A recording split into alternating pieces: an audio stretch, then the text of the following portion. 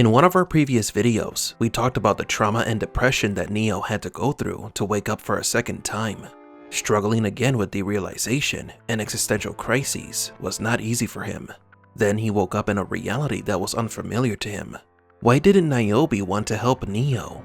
What if the people of Io don't accept Neo as a savior, but consider him a traitor? Welcome to Matrix Explained.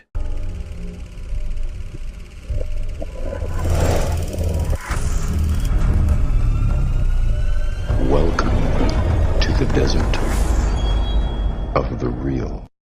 To understand how the people's perception of Neo changed, we need to go back to Zion, 160 years before the events of the Matrix Resurrections. The Fifth One allowed the destruction of the city.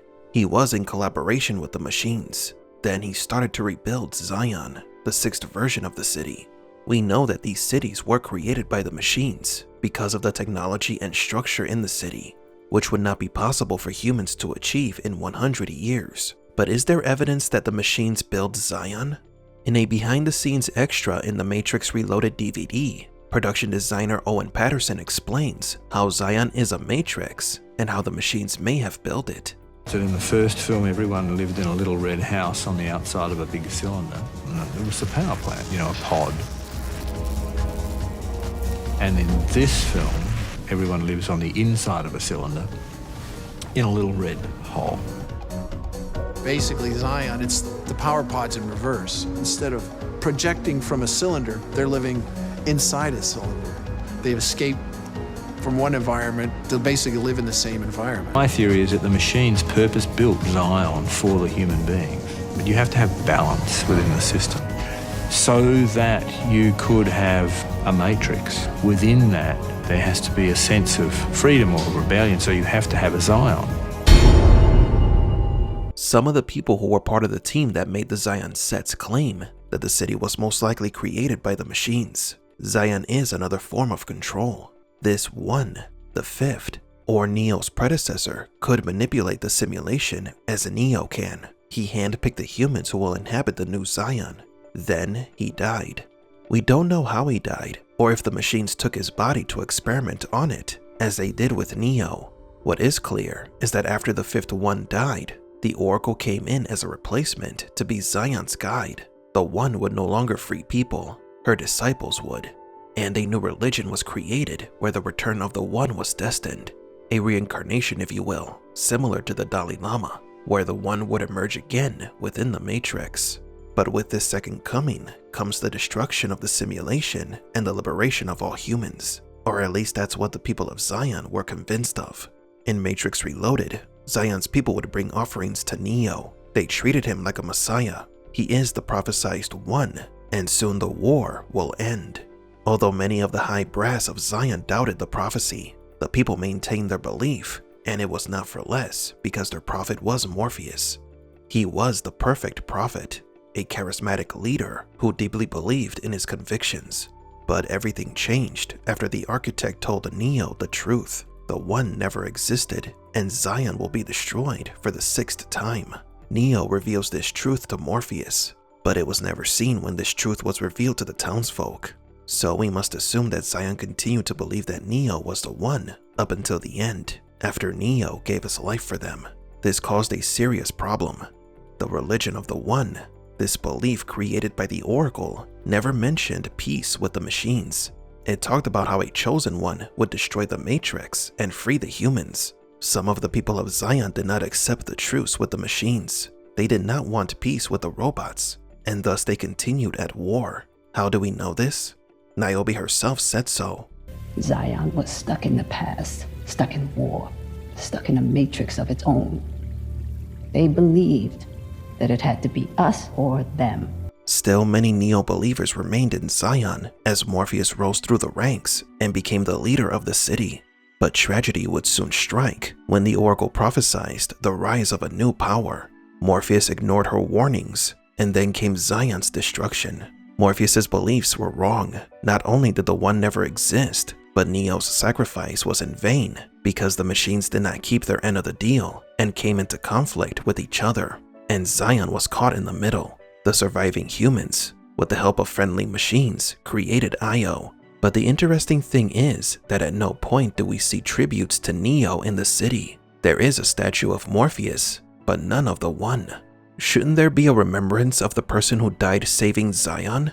You would think so, unless the people's perception of Neo changed in the last 60 years. This is where we came to a realization. Neo is not revered in Io because they see him as an enemy. That's not true. Maybe it isn't.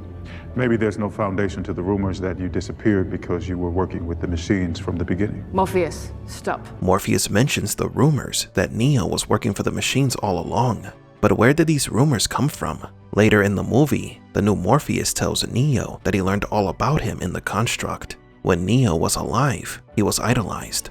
The rumors that Neo worked with the machines must have come later when the information began to spread that Neo was not the One, but a computer anomaly. Zion saw that the Matrix was still online. All the humans were never freed. They realized that their prophecy was a lie, and because they believed in Neo, Zion was also destroyed.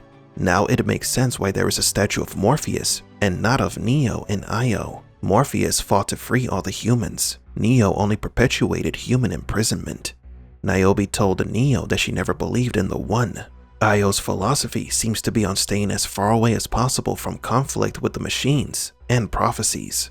But there is a group of people in Io who still believe in Neo. There are 3 types of people in this group. Some believers in mythology or fans of Neo's history, known as Neologists. There are also descendants of those who fought alongside Neo, like Elster, Captain Roland's granddaughter. Elster told Neo that publicly, Roland did not believe in him, but privately, he had a different opinion on Neo. Roland was your grandfather? He always laughed, joking how he never believed in you. But in private, he said that you freed his mind a second time. This means that it was politically correct to deny Neo's divinity. It possibly became the norm in Zion, but privately, the people who fought next to Neo continued to believe in him and passed on that belief to their children and grandchildren. And then we have Bugs, who saw Neo inside the simulation and then learned of his stories when she woke up.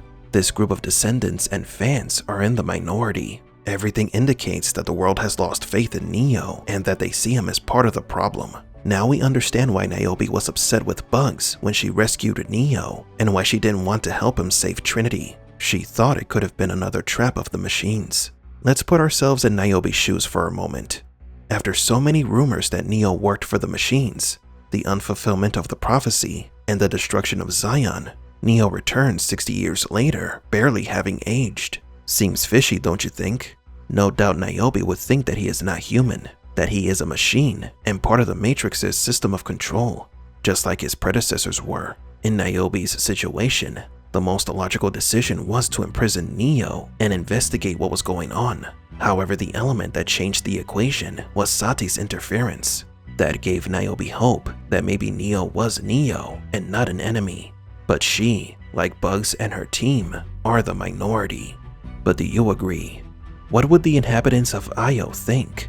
Would they have agreed to release Neo and Trinity? Do they see Neo as a traitor and part of the machine's tyranny?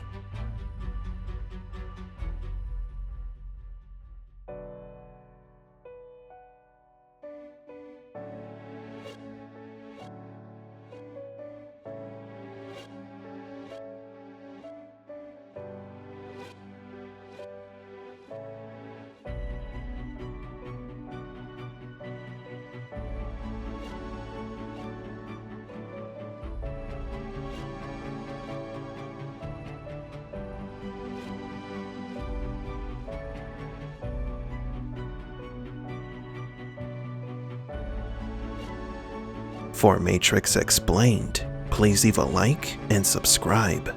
And thank you for visiting the Desert of the Real.